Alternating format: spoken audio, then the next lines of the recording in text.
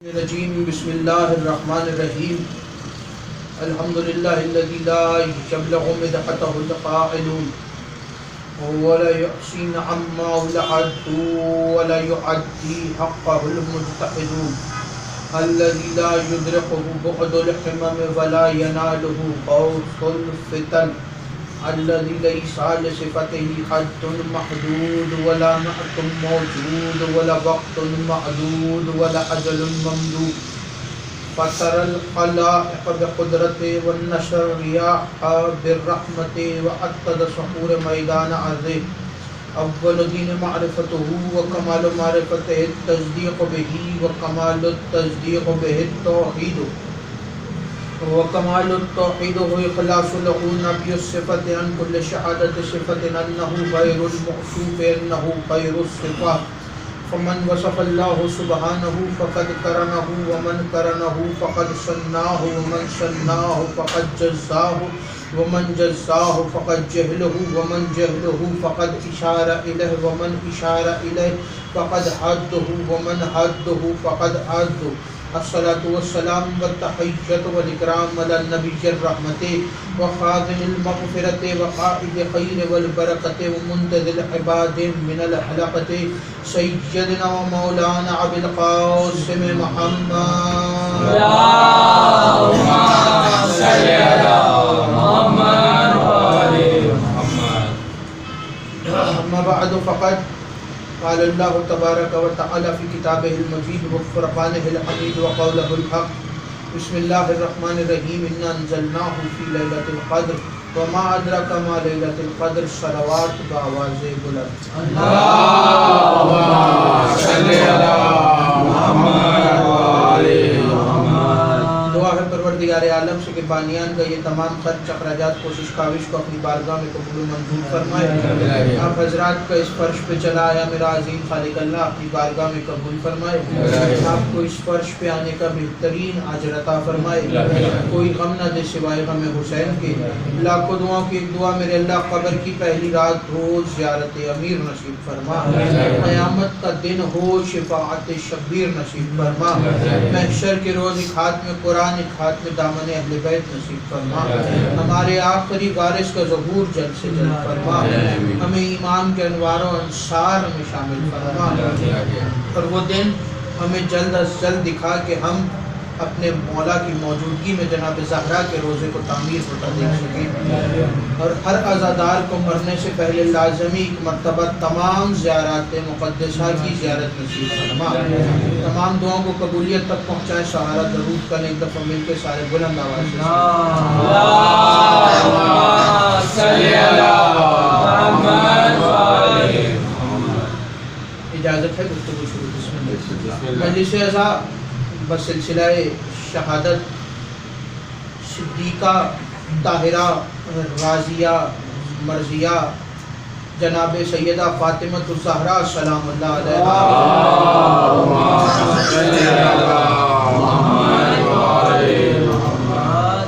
منعقد ہے اور آپ حضرات سماعت فرما رہے ہیں. سرنامہ کلام میں قرآن کریم کی مسلسل 2 آیات کا تلاوت کرنے کا شرف حاصل ہوا اور یہ دونوں آیات قرآن کریم کے 30ویں پارے کے اندر موجود سورۃ المبارکہ القدر کے اندر موجود ہے، جس کے ابتدا کی یہ 2 آیات ہیں. اور ارشاد ہوا کہ انا انزلناہ فی لیلۃ القدر، ہم نے اس کو لیلۃ القدر میں نازل کیا. آیت کے اندر ترجمے کے اندر ضمیر کا استعمال ہوا ہے اور یہ ضمیر ہر با ضمیر کے لیے رکھی ہے. بات شروع ہو گئی ہے اور توجہ مکمل طور پر میری طرف رکھیے گا. بات سمجھ میں آئے تو اتنا ضرور بولیے گا کہ پتہ چل جائے کہ میرا خطاب ثقیفہ کے امیروں سے نہیں خدیر کے فقیروں سے. آیت کے اندر ارشاد ہوا کہ ہم نے اسے شب قدر میں نازل کیا، لیلۃ القدر میں نازل کیا. لیل کا ترجمہ شب ہے تو ترجمہ یہ ہوا کہ ہم نے اسے شب قدر میں نازل کیا. جب ڈھونڈا گیا تفاسیر کے اندر اور پوچھا گیا کہ یہ کس کی نازل ہونے کی بات ہو رہی ہے، تو تمام عالم اسلام کی تفاسیر کے اندر یہی بات متفق علیہ ملی کہ جس شب کے اندر جس چیز کی نازل ہونے کی بات ہو رہی ہے وہ قرآن کی ہی بات ہو رہی ہے کہ ہم نے قرآن کو شب قدر میں نازل کیا۔ توجہ رکھیے گا، تمہید تھوڑی سی مشکل ہوگی لیکن بعد میں جناب سیدہ کے ذکر تک آنا ہے۔ تو ہم نے قرآن کو شب قدر میں نازل کیا۔ میں نے کہا میرے اللہ پورا سال تیرا، سال کے 365 دن تیرے، آخر وجہ کیا ہے کہ تو نے اس قرآن کو نازل کرنے کے لیے صرف شب قدر ہی کی رات کو چنا؟ خدا نے کہا کہ اور شب قدر رمضان کے مہینے میں آتی ہے، اور خدا نے کہا کہ ہم نے پورا رمضان کا مہینہ خدا نے کہا یہ پورا مہینہ میرا ہے، یہ پورا مہینہ مجھ سے منسوب ہے۔ میں نے کہا میرے اللہ سال کے 365 دن چھوڑ، لیکن رمضان کے جو 30 روزے ہیں، جو 30 دن ہیں، یہ 30 راتیں جو ہیں رمضان کی، ان میں سے کسی اور رات کے اندر قرآن کو نازل کر دیتا ہوں۔ اس شب قدر کو ہی کیوں چنا؟ اس کو شب قدر کو چننے کے لیے کوئی تو وجہ ہوگی کہ تو نے شب قدر کو چنا، کوئی تو اس کی خاص بات ہوگی۔ بے شک تو مالک ہے، تو رحمان ہے، تو رحیم ہے، تو جو چاہے وہ کر سکتا ہے، ہر شے پہ قدرت رکھتا ہے، تو علی کل شیء قدیر کا مالک ہے، تو جو چاہے وہ کر سکتا ہے، تیری مرضی کے آگے کون بول سکتا ہے؟ لیکن کوئی تو وجہ ہوگی کہ تو نے قرآن کو نازل کرنے کے لیے، اور قرآن کہاں نازل کیا؟ قلب مصطفیٰ پر۔ توجہ، قرآن کہاں نازل کیا؟ قلب مصطفیٰ پر۔ قرآن سے پہلے بھی کچھ صحیفے نازل ہوئے اور ان صحیفوں کو لوح کی شکل میں نازل کیا گیا۔ ان صحیفوں کے نازل ہونے کا بھی طریقہ الگ تھا اور قرآن کے نازل ہونے کا طریقہ بالکل الگ تھا۔ قرآن سے پہلے جو 3 صحیفے آئے، آسمانی صحیفے، خدا نے ان صحیفوں کو نازل کرنے کے لیے انبیاء کو مشقت کرنی پڑی، اس لیے کہ جب موسیٰ کو توریت چاہیے تھی تو جناب موسیٰ سے کہا گیا کہ موسیٰ اگر تمہیں کتاب چاہیے، آسمانی صحیفہ چاہیے، تو یہ تمہیں ایسے نہیں ملے گا بلکہ تمہیں طور پہ آنا پڑے گا۔ تو جناب قرآن نے کہا کہ جناب موسیٰ طور پر 30 دن کے لیے گئے، اور خدا نے آگے کہا کہ ہم نے ان 30 دنوں کے اندر 10 راتوں کو اور شامل کر دیا، تو یعنی ثابت یہ ہوا کہ جناب موسیٰ 40 دن کے لیے طور پہ گئے۔ 40 دن کے لیے جناب موسیٰ طور پر گئے، جب جا کے جناب موسیٰ کو خدا کی کتاب ملی۔ مصطفیٰ کہیں نہیں گئے، خدا نے کہا ہم نے قرآن کو مصطفیٰ کے قلب پر نازل کیا، ہم نے قرآن کو مصطفیٰ کے قلب پر نازل کیا۔ اور جناب موسیٰ کو 40 دن جا کر پورے طور پر رہنا پڑا، اور طور پر رہنے کے بعد جناب موسیٰ کو کتاب ملی۔ یہاں بات روک کے ایک سوال آپ سے یہ کروں کہ جب جناب موسیٰ امت کو چھوڑ کے 40 دن کے لیے طور پر جا رہے تھے تو جناب موسیٰ اپنی امت کو کس کے آسرے پر چھوڑ کے گئے؟ جناب موسیٰ اپنی امت کو کس کے آسرے پر چھوڑ کے گئے؟ تو جواب یہی ملا کہ جناب موسیٰ اپنا وزیر بنا کے گئے تھے، اپنا خلیفہ مقرر کر کے گئے تھے، اپنا جانشین مقرر کر کے گئے تھے کہ جب جناب موسیٰ جا رہے ہیں تو ایک مختصر مدت کے لیے بھلے جا رہے ہیں لیکن امت کو خالی چھوڑ نہیں سکتے تھے، کیونکہ جناب موسیٰ جانتے تھے کہ یہ وہ امت ہے کہ جو اگر خالی چھوڑ دی گئی تو یہ اپنی راہ راست سے بھٹک جائے گی۔ اس لیے جناب موسیٰ نے اپنے وزیر کو منتخب کیا، اپنے وزیر کو منتخب کیا، اپنے نائب کو منتخب کیا، اپنے خلیفہ کو منتخب کیا۔ تو جب سوال کے جواب میں آپ کے حوالے ایک جملہ کروں کہ جب موسیٰ جیسا نبی 40 دن کے لیے اپنی امت کو بغیر اپنے جانشین کے نہیں چھوڑ رہا، تو محمد جیسا نبی جو پوری قیامت تک کے لیے اس دنیا کو چھوڑ کے جا رہا ہے، وہ اپنے بعد اس امت کو کیسے کسی اور کے حوالے کر کے جا سکتا ہے؟ وہ اس امت کو کیسے کسی اور کے حوالے کر کے جا سکتا ہے؟ تو قرآن قلب مصطفیٰ پر نازل کیا، اور کیا کہا کہ ہم نے اس کو شب قدر میں نازل کیا۔ میں نے کہا میرے اللہ کسی اور رات میں بھی کر سکتا تھا، آخر شب قدر میں نازل کرنے کی وجہ کیا؟ تو اس کی اگلی ہی آیت میں خدا نے کہا کہ وما ادراک ما لیلۃ القدر، تم کیا جانو کہ لیلۃ القدر کیا ہے؟ تم کیا جانو کہ شب قدر کیا ہے؟ شب قدر کا ادراک رکھنا تمہارے بس کی بات نہیں، تم کیا جانو کہ شب قدر کیا ہے؟ اور بات یاد آ گئی کہ سورہ دخان کے اندر بھی ایک آیت موجود ہے کہ انا انزلناہ فی لیلۃ المبارکہ، ہم نے اسے لیلۃ المبارکہ میں نازل کیا۔ قرآن کی بات ہو رہی ہے کہ ہم نے اسے لیلۃ المبارکہ میں نازل کیا۔ سورہ دخان میں کہہ رہا ہے کہ لیلۃ المبارکہ میں نازل کیا، سورہ قدر میں کہہ رہا ہے کہ ہم نے اسے شب قدر میں نازل کیا۔ جب معصوم سے پوچھا گیا کہ مولا یہ بتائیے کہ یہ شب قدر کی جو انا انزلنا کی پہلی آیت ہے، اس کی تفسیر کیا ہے اور اس کے اندر جو خدا لیلۃ القدر کی بات کر رہا ہے، اس لیلۃ القدر سے کیا مراد ہے؟ تو معصوم نے فرمایا کہ سنو، لیل سے مراد ہماری دادی زہرا ہے، لیل سے مراد ہماری دادی زہرا ہے۔ پوچھنے والے نے پوچھا مولا پھر یہ بتائیے کہ لیل کے بعد جو لفظ قدر کا استعمال ہوا ہے اس سے کیا مراد ہے؟ تو امام نے کہا کہ قدر سے مراد خدا کی ذات ہے، اللہ کی ذات ہے۔ تو اب جب امام نے اس بات کو واضح کیا کہ لیل سے مراد جناب زہرا ہے اور قدر سے مراد خدا ہے، تو جب پہلے ترجمہ پڑھا تو قرآن کی اس آیت کا ترجمہ بن رہا تھا کہ ہم نے قرآن کو شب قدر میں نازل کیا، ہم نے اسے شب قدر میں نازل کیا۔ وما ادراک ما لیلۃ القدر، تم کیا جانو کہ شب قدر کیا ہے؟ تم کیا جانو کہ شب قدر کیا ہے؟ جب لیل اور قدر کا ترجمہ بتا چکے امام کہ لیل سے مراد جناب زہرا ہے اور قدر سے مراد خدا کی ذات ہے، تو اب اس آیت کا ترجمہ کرنے میں لطف آئے گا کہ خدا نے کہا کہ تم کیا جانو کہ خدا کی فاطمہ کیا ہے؟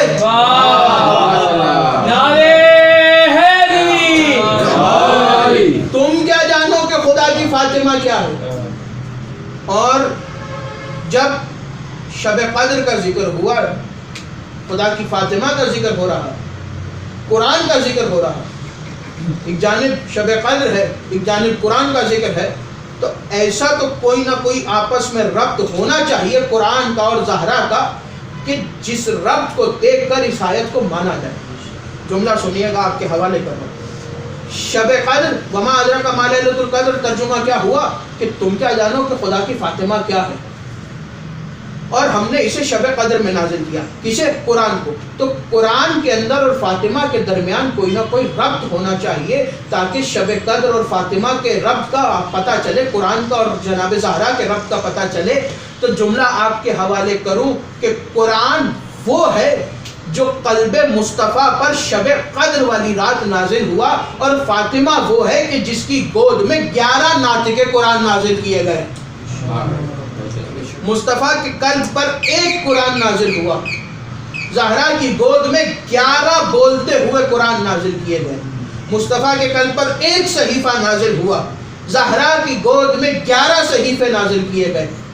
اور جب امام علی رضا علیہ السلام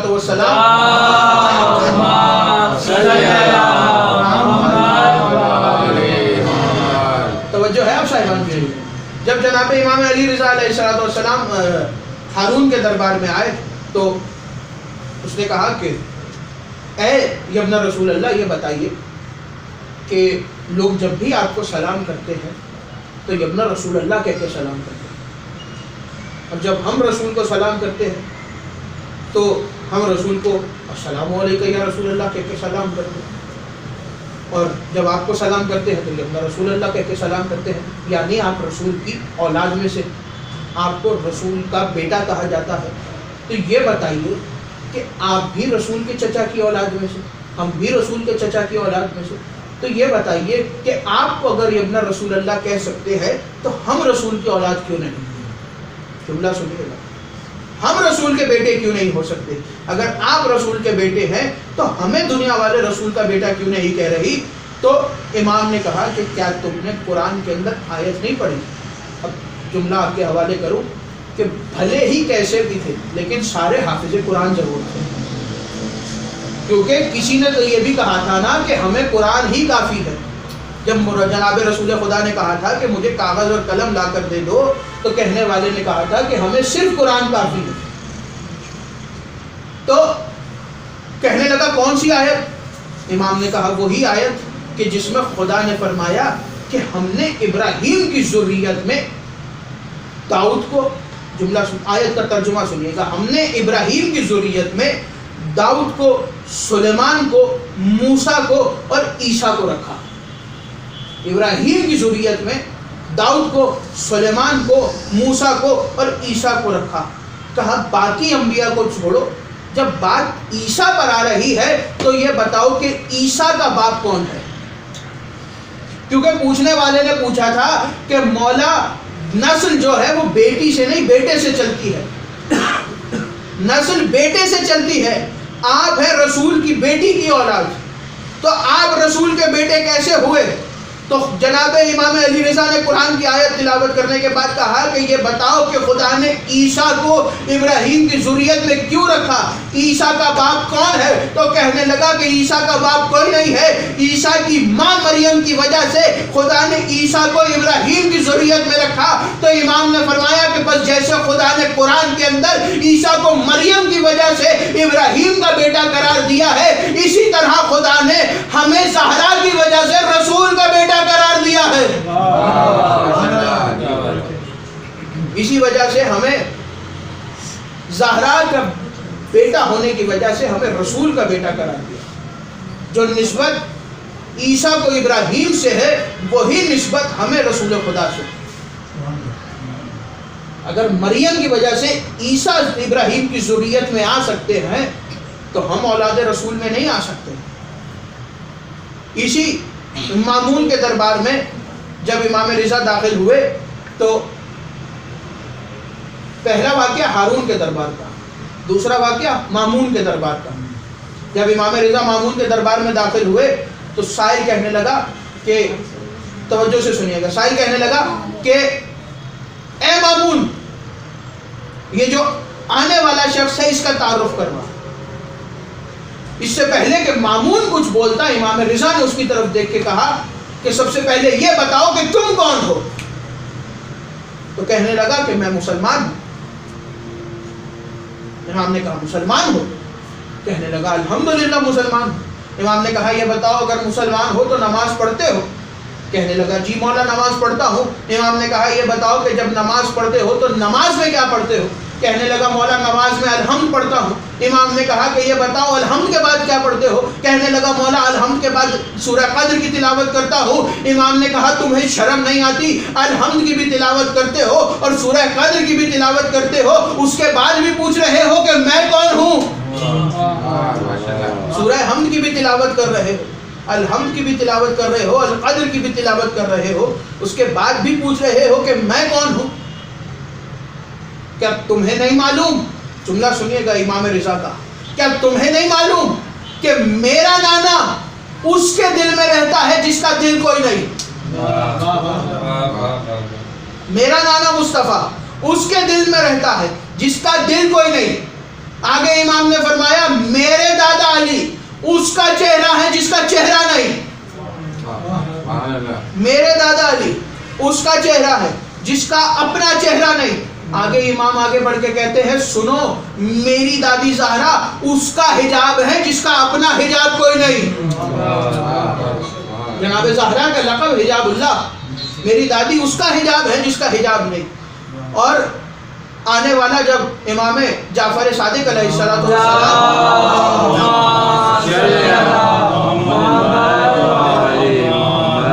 اس سے بھی ذرا شاندار آواز میں صلوات پڑھیں۔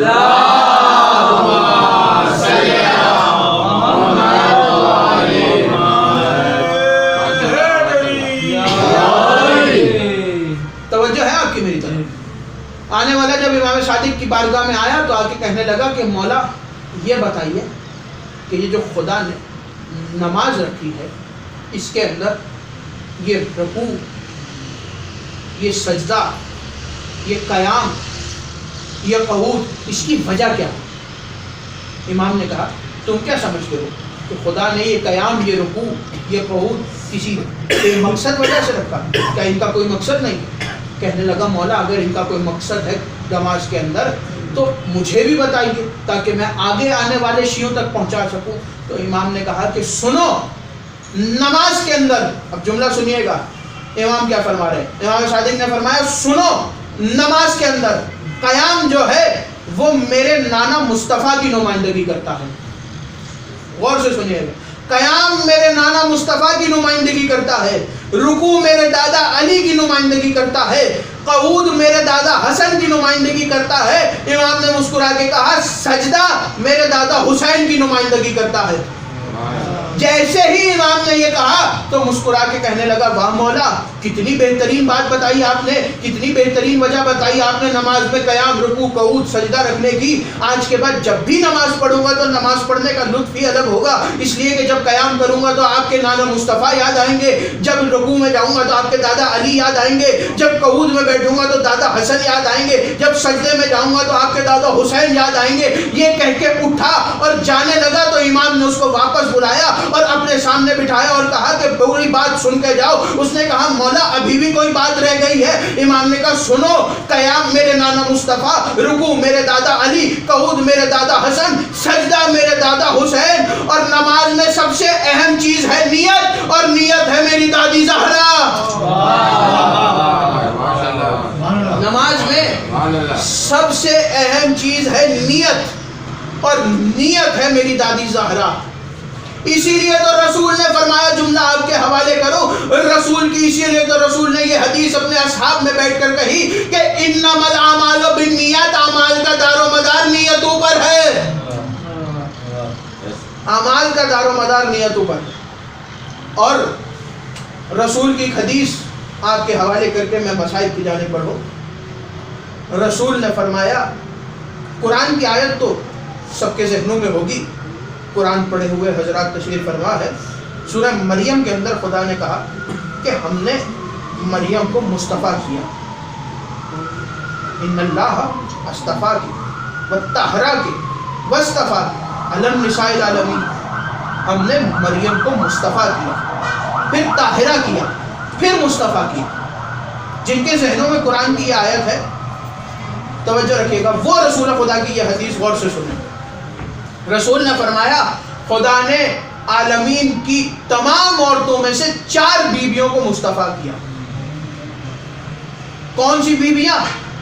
رسول نے فرمایا جناب سارہ بنت مزاحم،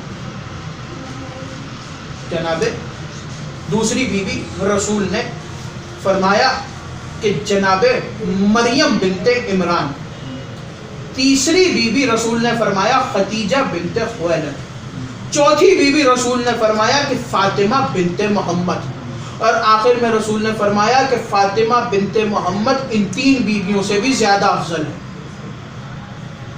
اب پہلی جو 2 بیویوں کا ذکر ہوا تو جناب مریم کس وجہ سے مصطفیٰ کی گئی؟ کیونکہ جناب مریم کو نسبت حاصل ہے کہ جناب عیسیٰ کی ماں ہے، جناب عیسیٰ کی ماں ہے، اس لیے جناب مریم کو مصطفیٰ کیا گیا۔ پہلی بیوی کو کیوں مصطفیٰ کیا گیا؟ اس لیے مصطفیٰ کیا گیا کہ موسیٰ کو پالا ہے جناب، اور آخری تیسری بیوی جناب رسول خدا نے جو فرمایا خدیجہ، جناب خدیجہ، اور چوتھی بیوی جناب فاطمہ بنت محمد۔ پہلی 2 بیویوں کا ذکر تو آپ چھوڑ دیجئے، سوال میرا یہ ہے کہ خدیجہ کون ہے؟ فاطمہ کی ماں ہے، جناب خدیجہ جناب سیدہ کی ماں ہے، اور صرف سیدہ کی ماں نہیں ہے بلکہ ام المومنین ہے، جدۃ المعصومین ہے، ملکۃ العرب ہے، سیدۃ النساء العالمین ہے، ام المساکین ہے، بانی اسلام ہے، رفیقہ رسول ہے، مادر بطول ہے جناب خدیجہ۔ تو جملہ آپ کے حوالے کروں، اتنا مقام و مرتبہ رکھنے کے بعد بھی جب خدیجہ کا فاطمہ کی اپنی ماں کا مقابلہ اپنی بیٹی سے نہیں ہو سکتا تو کسی ایرے غیرے کی ماں کا مقابلہ فاطمہ سے کیسے ہو سکتا ہے؟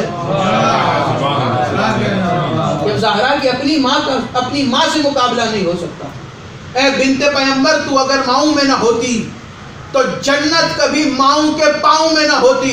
جملہ آپ کے حوالے کروں، جنت بھی ہر ماں کے قدموں میں نہیں ہے، صرف اسی ماں کے قدموں میں ہے جو ماں زہرا کے قدموں میں ہے۔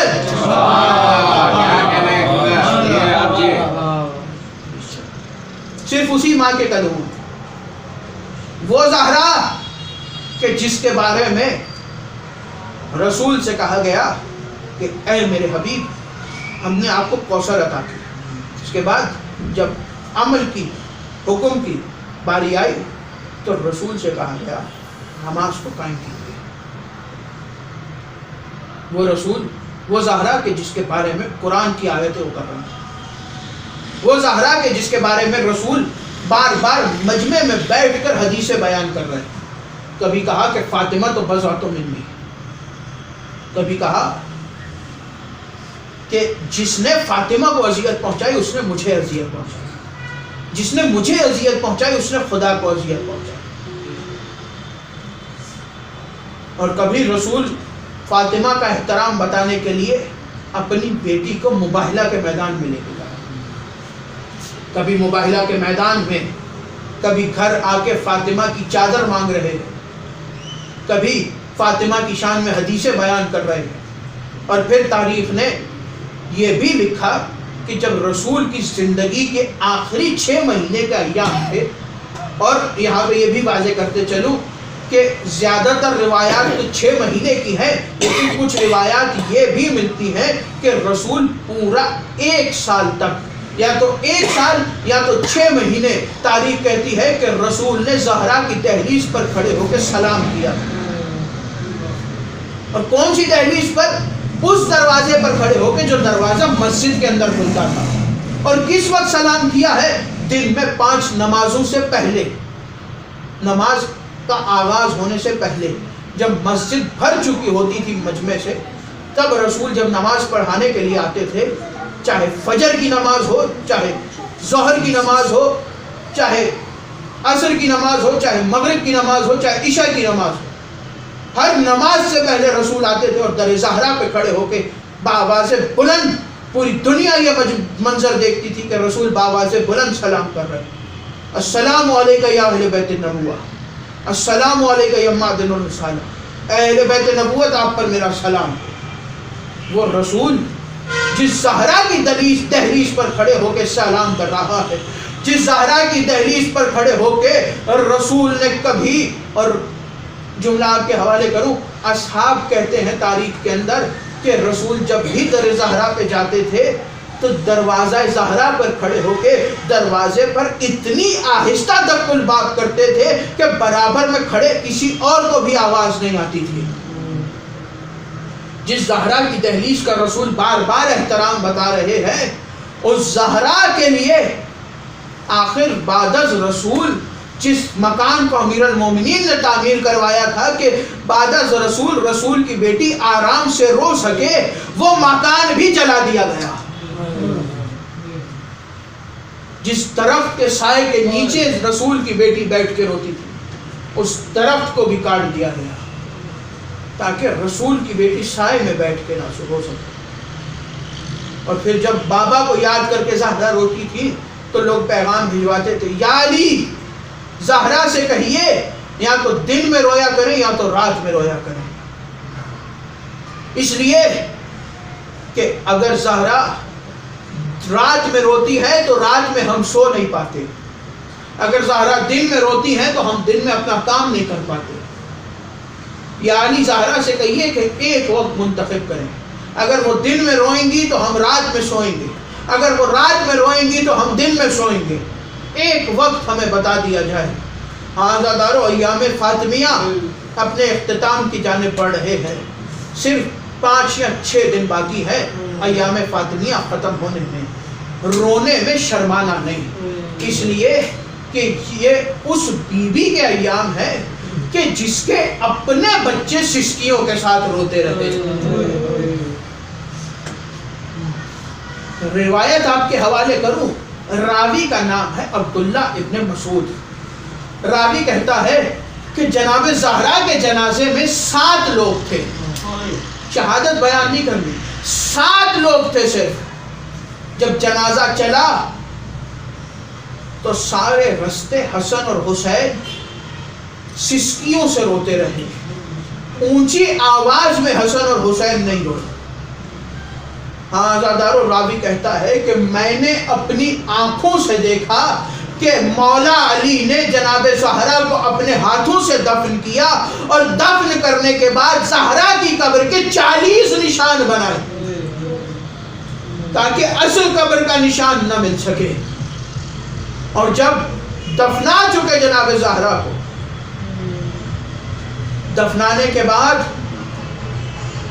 راوی کہتا ہے کہ میں نے دیکھا کہ مولا علی نے کہا کہ جتنے لوگ آئے تھے مولا نے سب سے کہا کہ سب اپنے اپنے گھروں کو لوٹ جاؤ. سب نے جانا شروع کیا حتیٰ کہ حسن اور حسین بھی لوٹ گئے. راوی کہتا ہے میں رک گیا, میں آگے بڑھا اور میں نے کہا کہ مولا اگر آپ کی اجازت ہو تو میں جنت البقیع میں آپ کے ہمراہ رکنا چاہتا ہوں.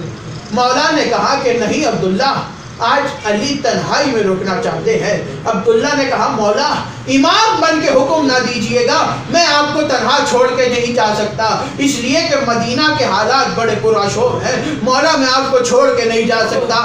راوی کہتا ہے کہ مولا نے کہا کہ اچھا عبداللہ اگر رکنا چاہتے ہو تو رک جاؤ. عبداللہ کہتا ہے کہ میں رک گیا, لیکن میں نے دیکھا کہ پہلے علی سسکیوں سے روئے. حوصلے سے سننا عزادارو, راوی کہہ رہا ہے, عبداللہ ابن مسعود کہہ رہا ہے کہ پہلے علی سسکیوں سے روئے. اچانک علی ہچکیوں سے رونے لگے.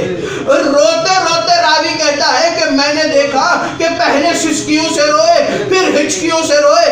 اچانک مولا نے امامہ اتار کے زمین پر رکھا اور علی دھاڑے مار کر رونا شروع ہوئے. میں نے کہا کہ یا علی آپ تو فاتح خیبر ہے, آپ تو فاتح بدر و احد ہے, یا علی ایسا کیا غم ہے کہ آپ کو ابھی تک رونا برداشت نہیں ہو رہا؟ یا علی کون سا غم ہے جو آپ سے برداشت نہیں ہو رہا کہ پہلے آپ سسکیوں سے روئے پھر ہچکیوں سے روئے اور اب دھاڑے مار کر رو رہے ہیں؟ علی نے چیخ مار کر کہا عبداللہ تمہیں کیا بتاؤں, مجھے آج پتا چلا, زہرا نے نہیں بتایا کہ زہرا کا پہلو شکستہ تھا. مجھے زہرا نے نہیں بتایا کہ زہرا کا پہلو زخمی تھا. عزادارو, خدا کسی کی ماں کو جلدی نہ اٹھائے, اور آج کی اس مسائل کے اس وقت میں, قبولیت کے وقت میں, دل میں جو حاجت ہو وہ رکھ لینا. خدا سب کو جناب زہرا کی قبر کی زیارت نصیب فرمائے. خدا کسی کی ماں کو جلدی نہ اٹھائے, سب کی ماں کو سلامت رکھے. لیکن جانتے ہو, جب اگر کسی بچوں کی ماں جلدی چھوڑ کر چلی جائے تو جب گھر والے جنازہ دفنا کر آتے ہیں, اور اگر ماں کے بچے چھوٹے ہونا تو بچے جب رات ہوتی ہے تو پورے گھر میں اپنی ماں کو تلاش کرتے ہیں. ایک حجرے سے دوسرے حجرے میں جاتے ہیں, دوسرے سے تیسرے حجرے میں جاتے ہیں. بچے اپنی ماں کو تلاش کرتے ہیں. جب ماں نہیں نظر آتی تو پھر بچے اپنے باپ کے پاس آ کر کہتے ہیں کہ ابا ہماری ماں کہاں ہے, ہماری ماں کہاں ہے. باپ بچوں کو اپنے سینے سے لگاتا ہے اور بچوں کو بہلانے کے بعد بچوں کو سلا دیتا ہے, لیکن باپ ساری رات نہیں سوتا. جملہ آپ کے حوالے کروں عزادارو, جس رات زہرا کا جنازہ اٹھا اس رات مدینے میں عجب منظر تھا. جب عام کوئی ماں مر جائے تو باپ بچوں کو سینے سے لگاتا ہے, لیکن جس وقت علی نے بچوں کو سینے سے لگانا تھا اس وقت علی زہرا کی قبریں تیار کرنے میں مصروف تھے. علی کو اس بات کی بھی خبر نہیں تھی کہ حسن کا کیا حال ہے, حسین کا کیا حال ہے, زینب کس حال میں ہے, کلثوم کس حال میں ہے. علی قبر زہرا بنانے میں مصروف ہے. آخری روایت آپ کے حوالے کروں عزادارو, جب دفن کر چکے رسول کی بیٹی کو امیر المومنین گھر میں چلے گئے, جب اگلی صبح ہوئی تو مدینے والوں کو پتا چلا کہ رسول کی بیٹی اس دنیا سے رخصت ہو کر اپنے بابا کے پاس چلی گئی ہے اور رسول کی بیٹی کو دفنا دیا گیا ہے. عزادارو, آخری روایت حوصلے سے سن لینا, رسول کی بیٹی کو دفنا دیا گیا ہے تو سب نے فیصلہ کیا کہ زہرا کا جنازہ ہم نے نہیں پڑھا, زہرا کی قبر کو کھود کر زہرا کی لاش کو نکالا جائے اور دوبارہ جنازہ پڑھ کے دوبارہ قبر میں دفنایا جائے. جیسے ہی مولا نے یہ سنا, سرخ ابا کو دوش پر ڈالا اور دوش پر ڈالنے کے بعد جلال کے عالم میں ذوالفقار کو زمین پر خط دیتے ہوئے علی گھر سے باہر نکلے اور میدان میں آ کر کہا کہ سنو, خبردار کو جنت البقیع کی طرف بڑھا. علی کی آنکھوں میں زردی ہے, علی کی آنکھیں سرخ ہو چکے ہیں جلال کے عالم میں, اور جلال کے عالم میں کہتے ہیں سنو تم نے زہرا کو تماچے مارے علی خاموش رہا، تم نے زہرا کو تماچے مارے علی خاموش رہا، تم نے زہرا کی پسلیاں توڑی علی خاموش رہا، تم نے زہرا کو تازیانے مارے علی خاموش رہا، تم نے میرا محسن مارا علی خاموش رہا، تم نے میرے دروازے کو آگ لگائی علی خاموش رہا، تم نے میرے گلے میں رسی ڈالی علی خاموش رہا، تم نے زہرا کو رونے نہ دیا علی خاموش رہا۔ لیکن اگر آج کوئی جنت البقیع کی جانب بڑھا تو یہ ذوالفقار اٹھنے میں دیر نہیں لگے گی، میں کہوں گا مولا آج تو کسی نے آواز بھی نہیں دی، لیکن ذرا شام غریبہ 10 محرم کی رات کربلا کے میدان میں آئیے، ایک بی بی بغیر چادر کے رو رو کے آواز دے رہی ہے، اے بابا کہاں پر ہو، اے بابا میرا حسین گھوڑوں کی ٹاپو کے نیچے، اے بابا میرے عباس کے بازو، میرا غریب حسین۔ الا لعنت اللہ علی قوم الظالمین، ماتم حسین۔